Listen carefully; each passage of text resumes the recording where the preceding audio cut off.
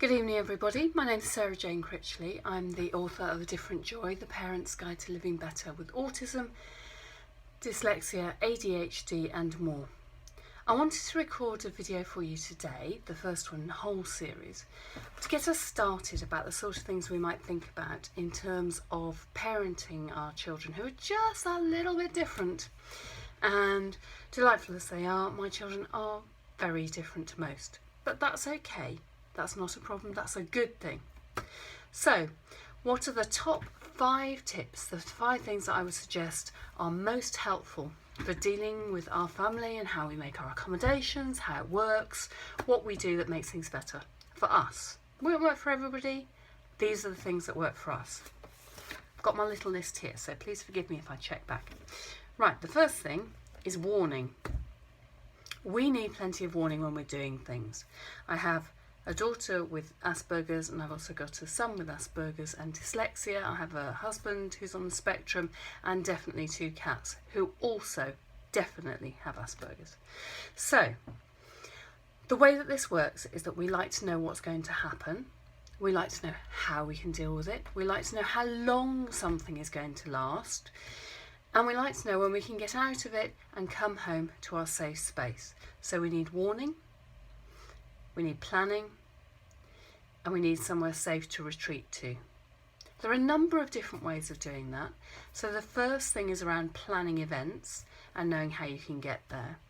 Now for some of you, for some people, you need to have a picture of the building that you'll be going to know what form of transportation you're going to take, if it's going to be by car, by plane, by boat, by train, by bus, which number bus, who's driving the bus, what they look like maybe. No, that's going a bit too far, but you get the idea. So we need to know how we're going to get there.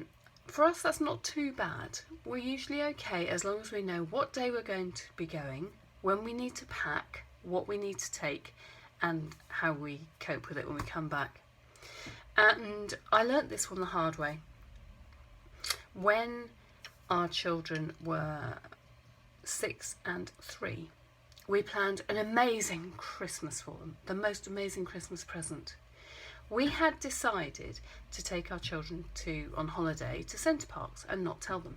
We thought it'd be a nice surprise. So we wrapped into a little matchbox a list of things that they needed to pack to take on this holiday. So we said, you're going to need, this was for Christmas and it's cold in the UK, so we said you're going to need warm clothing, swimming gear and stuff to cycle in. And then we wrote that on a little slim piece of paper and put it in a matchbox. We put the matchbox in a bigger box. We put the bigger box in a still bigger box. That box inside a massive box surrounded by those little foam S's we used to get all the time. And we wrapped that up in this huge box, and they opened it between the 2 of them for Christmas. It was really exciting. But we didn't tell them where it was going to be.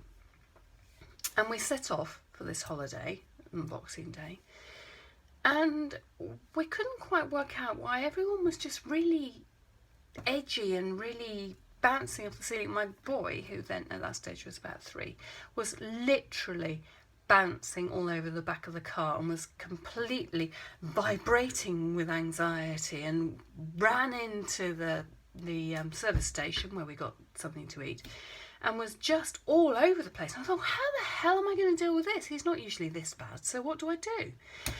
And we decided by the time we got to Fleet Services, because we're heading down for Longleat, that we actually needed to tell them where we're going to go. So eventually we said, right, this is where we're going. We're going to Centre Parks. We're going to be swimming. You can choose your rooms. That's how it's going to work.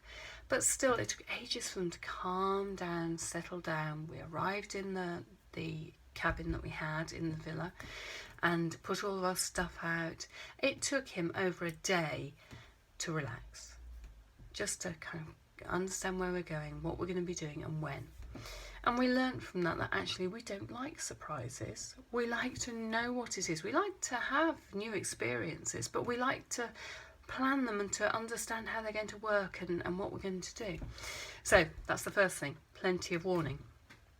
The second thing is that managing our mood is a big thing for us.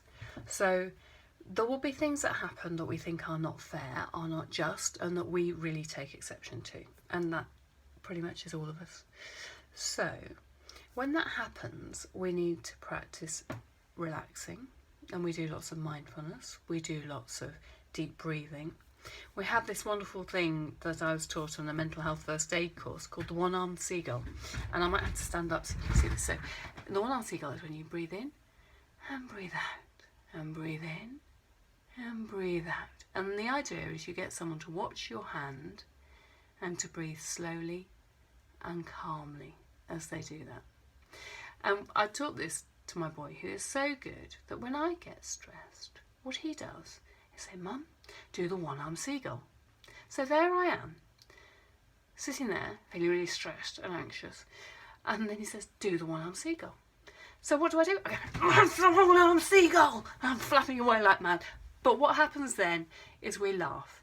And because we laugh, we relax, and it makes it all better. So that's number 2. If in doubt, find a way of laughing. The other way that we use is to pick music. For my daughter and I, music is hugely important, and if ever we're feeling like we can't get enough energy to do something, she'll turn around to me and say, "Mum, have you put your music on?" I go, no. At which point I need to pick something. So match your music to the mood that you want to create. Music's incredibly powerful. It gets into the centre of your being and helps you to experience emotions and to relax and to release things. If you ever doubt that, just watch a film and look at the way that they use music in the soundtrack. It makes a huge difference. So that's number 2, music. The third thing, 3, is we have to allow each person to do their own thing. We're quite individualistic. We love being together, but we must have time on our own too. We need that time to relax, to calm down, and so that we can come back together and to enjoy each other's company. So it's never a problem in this house if we've had a nice time together and we just say, "Do you know what? I just need a bit of alone time." And our closest friends are very familiar with that and accepting of that too. So as long as we're very open and honest, it's not a problem. Number 4 is planning together time. Now the flip side of having lots of alone time is that sometimes it feels like we're all doing the things we love to do, but we don't get enough time together. So we have to manage that too. So we do try to eat together, whatever happens. So we try to eat together around the table, preferably every breakfast and every supper. Now, I live in the real world, and unfortunately it doesn't always work, but we always aim for that. That's part of what we do. And the fifth thing that I've discovered, and that actually we've all discovered, is that I need to take care of myself first. It is hard managing a full-time job, a business on the side, 2 children, a husband, 2 cats, and multiple hobbies. So we really do need time out for when things get really stressful, and do things that make each of us feel relaxed. And in my case, that's singing, because I'm part of 2 choirs, which is just amazing. I love the physical release of singing, provided we get it right. If people are singing really out of tune, that can be painful too, because I'm very auditorily sensitive. But, most of the time, it's really lovely. So singing is a great one, and the other one is sailing. And I love hanging out the side of a boat, going hell for leather, leaping in and out, trying to keep the boat level. It's a small 2-man dinghy, so it's really active, and it's a team thing. I sail with a guy who I only ever meet at the sailing club. I don't ever meet him anywhere else, and it's just an amazing, wonderful thing to do. So I hope you've enjoyed the top 5 tips, top 5 family tips from the Critchley family, and I look forward to speaking to you soon. Take care. Bye.